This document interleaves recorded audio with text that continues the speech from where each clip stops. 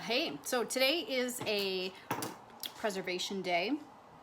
Luckily tomorrow too, because it's like so hot. You can see the sweat dripping off me. We don't have air conditioning in this old farmhouse. So, but today I'm going to be doing some fermentation. And then I'm also going to be prepping some food for canning tomorrow, because tomorrow's supposed to be a little bit cooler.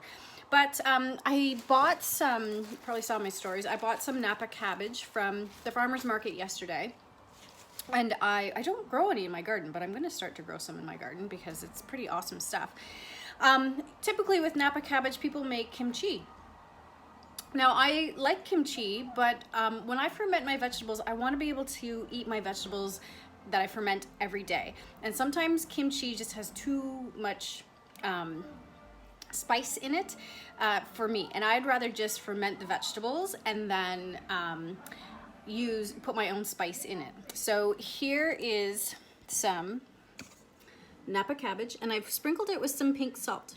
So all I'm going to do right now is just massage this in, massage the salt in, and what that's going to do is draw out some liquid from the cabbage to create our brine. So I'll show you more in a bit.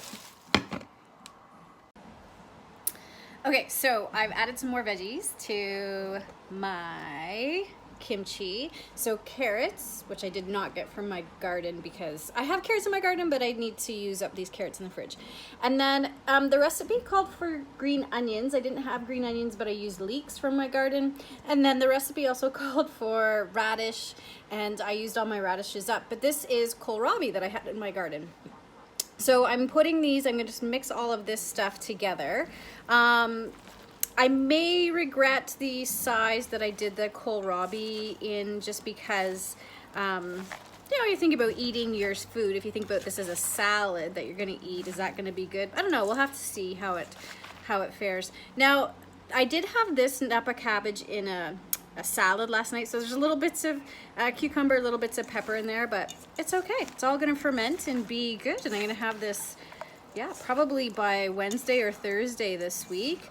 It'll be fermented, and oh, it smells so good because it smells so fresh from all of those fresh veggies. But you can see the salt has like started to soften it up a little bit. So now I'm going to pack this kimchi into jars. Now I like using these 500 ml wide mouth mason jars, and the reason is because I bought weights for fermenting. The vegetables need to be under the brine, so I'm going to fill these up with water and then put a weight over top to keep the vegetables under the brine. And then I did buy some fermenting lids because I'm just doing lots of fermenting. So the fermenting lids allow some air to escape, CO2 to escape. So I've got those as well. So let me finish up this. Okay, so I am done. So what I did is I packed the jars, and then after the jars were packed, I filled them up with water. Inside here, take this off, is my weight. So this is heavy glass, and what it does is it pushes the vegetables down so they're all covered in brine. If you don't get the vegetables covered, like I have some of these floaties on the top there, so I'll scoop those out before I eat them because those can get mold because they're exposed to air. So you want to make sure none of this gets exposed to air, so that way the bacteria can do what it's supposed to do. Now this is going to generate some carbon dioxide, so I have these fun little nipple lids that have an air hole at the top. So I put those over top of my jar, and then I just put the lid on the jar. So we've got the weights on there, and then air can escape. And then I'm gonna put these just over on the counter. It's supposed to be a cool, dry place. It's dry over there. It's really hot, so it's not exactly cool. So this may ferment a little bit faster, but I'll probably taste this on Tuesday, and if it's good, then I'll start to use it, and I'll just transfer it into the fridge from there. And then it's basically like I've got my vegetables for the week. So I've got a salad that I could have this just as like a salad for lunch, or if I even wanted to take all of these out and kind of stir fry with them, I could do that as well. So I love having this on hand. So I ended up with 3 jars.